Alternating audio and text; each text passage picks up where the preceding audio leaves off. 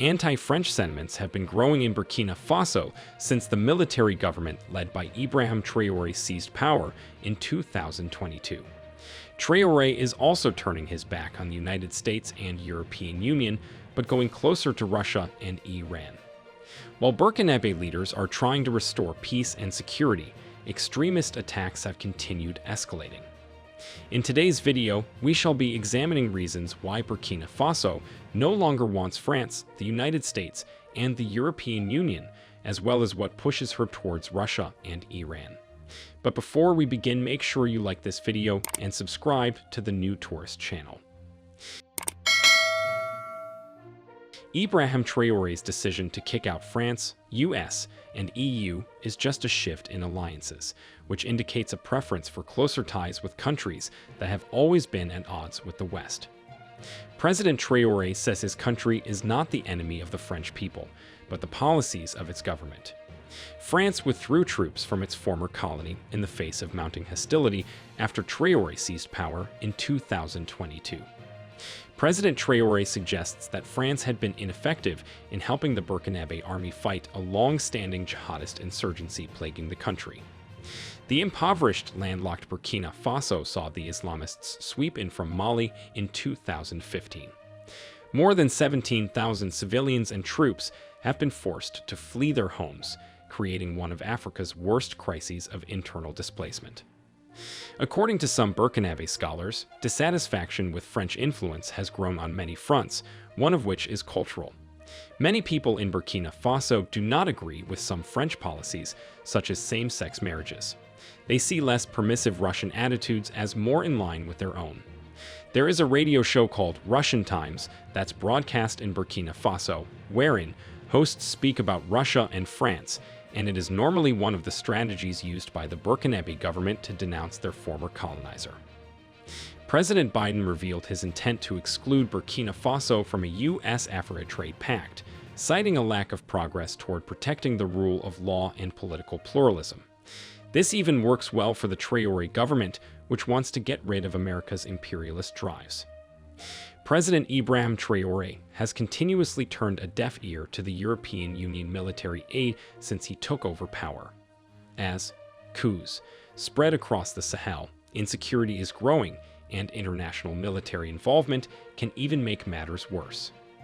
Thousands of Burkinabe have lost their lives to al-Qaeda-related threats, and what is surprising is that the EU and rights groups accuse Traore of committing abuses against civilians and cracking down on civil liberties in the name of securing the country. Traore's government has enacted an emergency law against these claims. In an attempt to stem the jihadist threats, the government of Burkina Faso has enlisted thousands of volunteer fighters, but civilians say the volunteers indiscriminately kill people suspected of working against the jihadists. Many communities say they're more afraid of the volunteers than the extremists. The so-called volunteers are members of the EU and the US. Bear in mind that almost all the gold mining companies currently operating in Burkina Faso are owned by European countries, and some by the US. These companies have been exploiting Burkina Faso's resources to her detriment, leaving the locals without any benefits. What we experience in Burkina Faso today is traced far back from the era of colonialism that started long in the 1890s. It is important to grasp these historical facts to better understand the underlying reasons why Traore is strongly against France, the US, and Europe. As we speak, Traore's government has approved the construction of the country's very first oil refinery. He is seeking to gain more control over gold resources by refining them domestically, rather than exporting unrefined materials.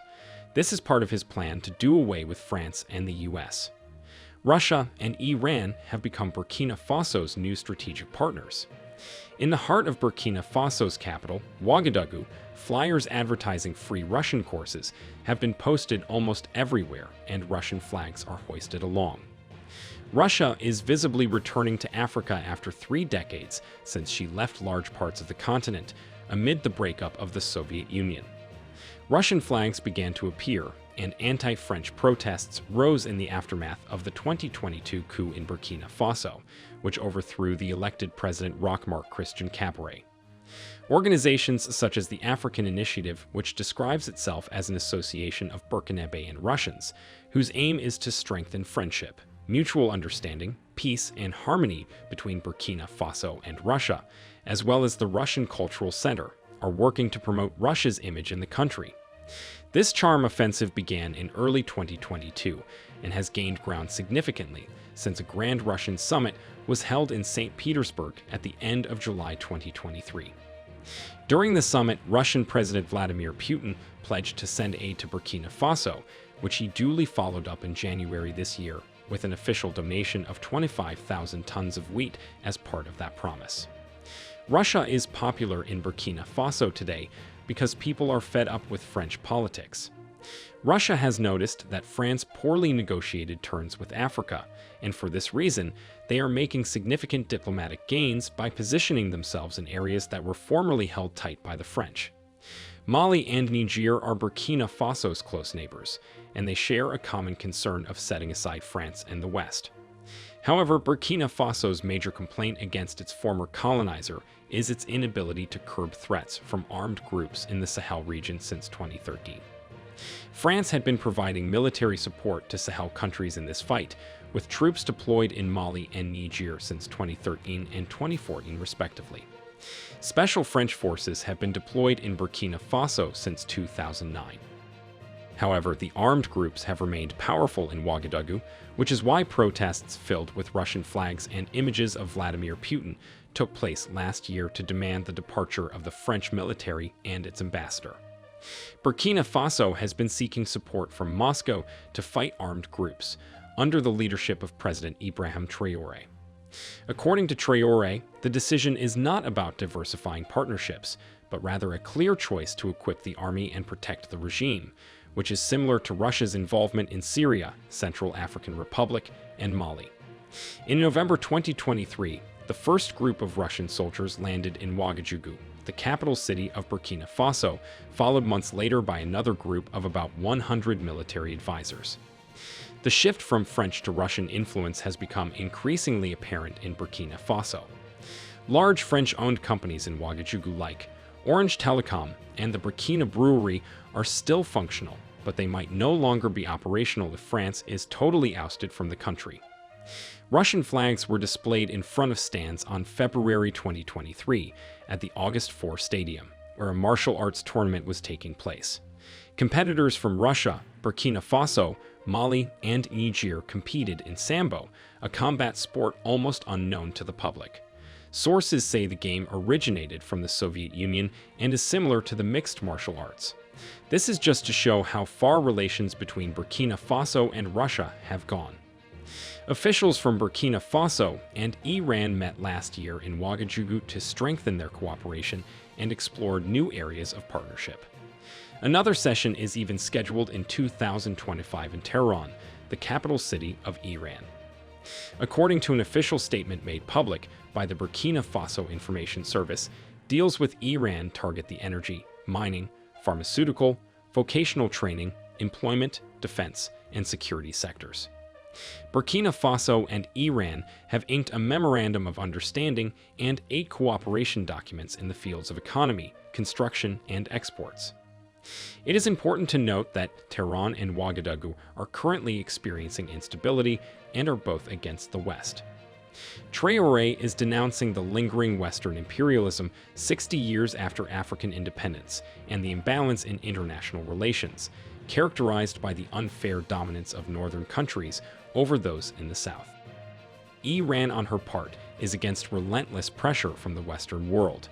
In March 2023, Iran donated 200,000 doses of COVID-19 vaccines and promised to make a considerable increase in the export of pharmaceutical and technical engineering services to Burkina Faso as time went by.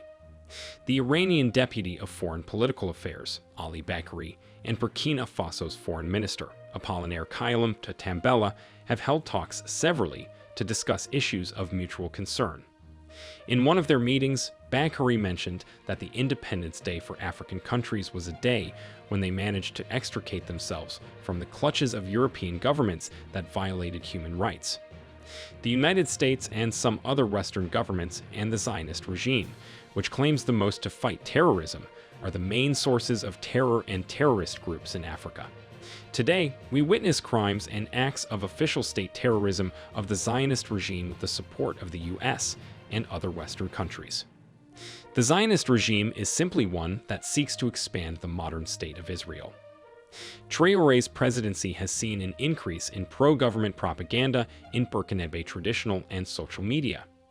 His reign is influenced by Marxism and Pan-Africanism. Traore is also forging ties with Turkey to replace French military support. The growing bitterness against France and the West has become apparent in key parts of Africa, manifesting itself in a variety of ways, including street protests, social media uproars, words spoken by heads of states, and off-the-record diplomatic conversations. Cutting off ties with France has been a major issue in most regimes, especially in the Sahel, where military coups have been the order of the day. Burkina Faso is publicly saying no to foreign domination, as you have just watched in this video. Whatever the case, do you think Russia and Iran will be the way forward for Burkina Faso? Let us know what you think in the comments below. Do not forget to like this video and subscribe to the new Tourist channel. Turn on notifications too so you get notified whenever we upload videos like this. Thanks for watching and see you in our next video.